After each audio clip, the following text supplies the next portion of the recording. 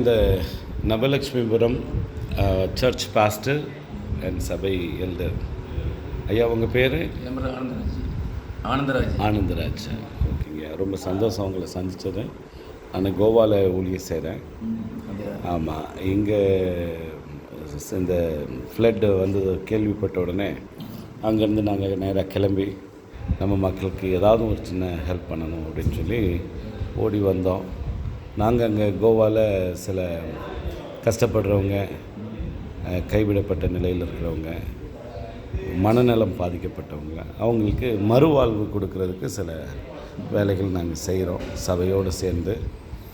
And இந்த ஒரு சூழ்நிலையில் நம்ம ஏரியாவில் ஃப்ளட் அப்படின்னு கேட்ட உடனே சரி எப்படியாவது வந்து பார்த்துட்டு போகணும் அப்படிங்கிறது ஒரு ஜெபத்தில் நாங்கள் விசுவாசத்தில் அங்கேருந்து இருக்கிறதெல்லாம் எடுத்து நாங்கள் கிளம்பி வந்துட்டோம். இங்கே வந்து பார்க்கும்போது நவலக்ஷ்மிபுரம் ரொம்ப பாதிக்கப்பட்டிருக்கு அப்படின்னு சொல்லி சொன்னாங்க. இது கொஞ்சம் பள்ளமான ஏரியாவாக இருக்கிறதுனால அப்போ நாங்கள் வர்ற வழியில் பார்த்தோம் நிறையா நிவாரணம், நிறையா காரியங்கள் மக்களிடத்துல நிறையா பேசலை. நீங்கள் இந்த வெள்ளம் வந்தது உங்களுக்கு எப்படி, நீங்கள் என்ன சூழ்நிலையில் எப்படி இங்கேருந்து வெளியில் போனீங்களா, இல்லை மக்களுடைய எல்லாருடைய நிலை எப்படி இருந்தது? ஞாயிற்றுக்கிழமை 16 ஞாயிற்றுக்கிழமை. அதாவது இந்த வாய்க்கால் போகலாம் இல்லை லேஸ் தண்ணி தட்டி இருந்துச்சு. அதாவது மழையினால் வாய்க்கால் தத்துது நாங்கள் நினச்சிக்கிட்டோம். சரி ஒன்று ஏதோ முடிஞ்சிட்டா ஒரு அரைக்கு வரும், கிழக்கமாக போயிடும்னு நினச்சோம்.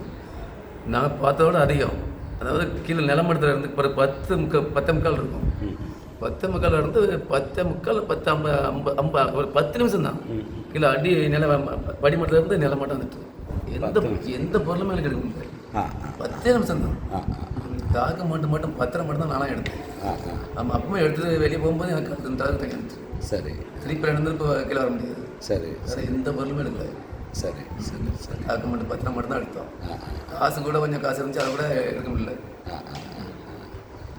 இன்னைக்கு இந்த ஊரில் எத்தனை பேர்? எல்லாருமே எங்கள் ஊரில் எல்லாருமே விட்டான். ஆனால் நானே முழிச்சிருந்தோம், அதனால தப்பிச்சோம். முழிக்க தூங்கிட்டு போனால் கஷ்டம்.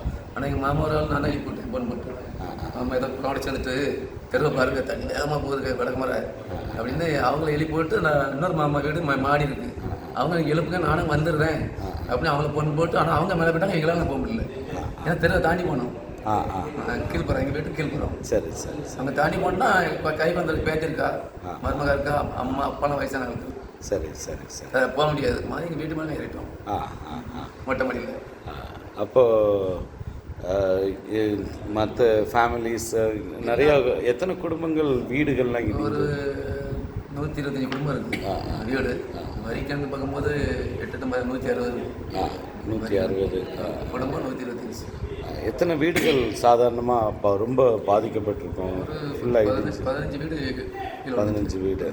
3 பேர், ஒரு 2 வயசான பாட்டி, அவங்களுக்கு கூட ஆள் இல்லை, காப்பாற்ற ஆள் இல்லை. இன்னொரு அவரும் ஒரு ஆள் தான், அதை பாக்கியம் காப்பாற்றுங்க. அவரும் காப்பாற்ற தண்ணி ஒரு 10 நிமிஷம் தானே தண்ணி வந்தது இங்கே இருந்தான். அது வயசான ஆள், ஏற்கனவே சொல்லாமல் படத்தில் இருந்தாங்க, கூட ஆள் இல்லை. சரிங்கய்யா, நம்ம ப்ரே பண்ணுவோம். ஆண்டவர் சில காரியங்கள் செய்வார். நமக்கு மேலே ஆண்டவர் சில திட்டங்களை வச்சுருப்பார். ஆமாம், பாருங்கள், நமக்கு ஜீவன். அந்த நேரத்தில் இருப்பாங்க ராத்திரி 2 மணி இங்கிருந்து அங்கே கயிறு கட்டி ஒவ்வொரு வீடும் வந்தாங்க, கயிறு பிடிச்சிக்கிட்டு யார் எது சிக்கிருக்காங்களா, வெளியே இருக்காங்களா, தூங்கி இருக்காங்க. அதுதான் கேள்விப்பட்டேன். இது பையன் ரொம்ப உற்சாகமாக இருந்தாங்க. மறு திங்கக்கிழமையும் காலையில் காலையில் சாயந்தரம் வரைக்கும் ஒரு வீடாக அப்படி நம்ம விசுவாசிகள் கூட நிறைய வீட்டில் டீப் இருக்குங்க, டீப்பு அதில் போட்டு ஒவ்வொரு ஆளை கொண்டு வெட்ட விட்டுருந்தேன். மற்ற வெளியிலேருந்து வந்து உதவி பண்ணுறதுக்குனால இங்கே எல்லாம் அவங்களோட எங்கள் பையன் ரொம்ப சப்போர்ட் பண்ணாங்க. ஆனால் அஞ்சலை, சரி குளிர்ல தண்ணி நினைக்காத தண்ணி எப்படி ஒரு 15 அடி தண்ணி இருக்கும் மட்டியில். அதுதான் இங்கே 15 அடி தண்ணி இருக்கும், உள்ள போகும்போது 15 இருக்கும். அந்த 2 மணிக்கு அவங்க உடனே கயிறு கட்டி அங்கே நாலு நின்றுட்டுங்க. இங்கே ஆட்கள் யாரும் இங்கேருந்து இழுக்கிறது, லைட்டும் இல்லை, இருக்காது. அதுக்கு முந்தின நாளே கரண்ட் எல்லாம் கட் ஆகிடுச்சு, மழை பெய்ய ஆரம்பிச்சு. அது அவங்க வந்து கவர்மெண்ட்லேருந்து வந்து போயிட்டாங்க. அவங்க நல்லா வீடியோ காட்சி எதுவும் எடுக்க முடியாது, ஃபோன்லையும் சார்ஜ் இருக்கிறது இடம் இல்லை. சொல்லு உள்ளே வரவே முடியாது, இந்த ரோட்டில் இருந்து உள்ளே வர முடியாது. ரோடே தெரியல. ரோடே தெரியல. நான் ஆறும் வாக்கியாவும் ஒரே மண்டலம். எங்களுக்கு எங்கள் வீட்டுக்குள்ளே எனக்கு தலை மட்டும் மேலே ஒரு அரை அடி. இது என்ன ஆண்டவர் நமக்கு ஒரு காரியத்தை வெளிப்படுத்துகிறார். வெளிப்படுத்துகிற உற்சாகம் இருக்கு. காலம் கடைசி அதான் எச்சரிப்பின் செய்தியை நமக்கு கொடுக்குறார். ஆண்டவர் ஒரு எச்சரிக்கை. ஆமாம் ஆமாம் ஆமாம். நாங்கள் கவலைப்படல. எங்கள் அக்கா பொண்ணு போகிற 5 வருஷம் சென்னையில் நான் கிடஞ்சில்ல சேலமாக இருக்கும்போது 5 நாள் வீட்டு மேலே இருந்தேன். 2 குழந்தை 5 குழந்தை 5 வயசு குழந்தை வச்சுக்கிட்டு எங்கள் அக்கா பொண்ணு. நான் அதை நினச்சி நான் அப்படியே நினச்சி விடுவோம். நம்ம என்ன பாடுபட்டோம். அது 5 நாள் இருக்கேன் எங்கள் வீட்டு மேலே. 5 நாள் வீட்டு மேலே தண்ணி வடியாமல் சென்னையில். ஆனால் எம்ஜிஆர் நகரில் அங்கேக்கு இங்கே ஒரு நாள் தான். ஒரு நாளுக்கு ஒரு நாள் மழைக்கே இவ்வளோ பெரிய பிரச்சனை. காலையில் 7 மணி நேரத்தில் 7 மணிக்கு 2 நாள் பெஞ்சிருக்குன்னா சாக்கு பிடிக்காது. 7 மணிக்கு ஆரம்பிச்சிருக்கல. கனமழை ஆரம்பிச்சது 7 மணிக்கு. ஆண்டவர் ஒரு எச்சரிப்பின் செய்தியை தான் கொடுத்துருக்காரு. நாங்கள் அதான் நினைக்கிறோம். இது ஒரு வாரம் மழை பெஞ்சிருந்தா முடிஞ்சிச்சு. கண்டிப்பாக நம்ம எங்கேயும் போய் நிற்க முடியாத நிலை. 24 சென்டிமீட்டர் எங்க கிடையாது. 34 சென்டிமீட்டர். ஆமாம் ஆமாம் ஆமாம் 94 சென்டிமீட்டர். பெரிய ஆச்சரியம். இந்த மாதிரி நான் பார்த்ததே கிடையாது. ஆனால் ஒரே நாளில் போயிட்டு மழை நின்றது. அது ஒரு ஆச்சரியம். எல்லாம் அநேகர் ஜெபம், அநேகருடைய ஆண்டவர் ஏதோ ஒரு எச்சரிப்பின் செய்தியை கொடுக்குறார். இது ஒரு எச்சரிப்பின் செய்தி தான். சரிங்கய்யா, ரொம்ப சந்தோஷம். உங்களை ரொம்ப தூரத்துலேருந்து வந்து உங்கள் வேலை நேரத்தில் நான் பேசுகிறேன். ஆனால்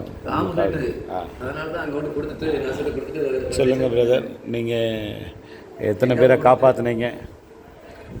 நிறைய பேர். சரி, இந்த ஊர் இளைஞர்கள் எல்லோரும் சேர்ந்து ஆண்டவர் நடத்துவார். நான் இந்த மீதமான சபையை இந்த ஊருக்கு ஒரு எச்சரிப்பின் செய்தியாக வச்சுருக்கிறாரு. இந்த ஊரில் போடுற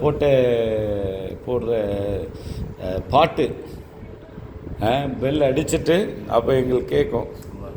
எந்திரிச்சு கிளம்பி குளிச்சுட்டு டைமுக்கு வந்துடுவோம். அப்போ ரொம்ப சின்ன பையன், எவ்வளோ ஞாபகம் இருக்குங்கிறது தெரியல.